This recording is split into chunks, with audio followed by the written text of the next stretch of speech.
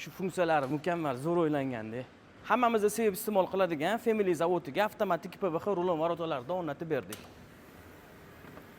Qisqacha bu PVX rulon vorotalarimiz haqida hozir birma-bir tushuntirib ko'rsatib o'taman. Birinchisi tez ochilish va yopilish xususiyatiga ega. Ikkinchisi energiya tejamkor, ichkaridagi mo'tadil havoni bir me'yorda ushlab turadi, tashqaridagi chang kir havolarni ichkariga umuman kirgizmaydi. Uchinchisi ishonchli, mustahkam va sifatli.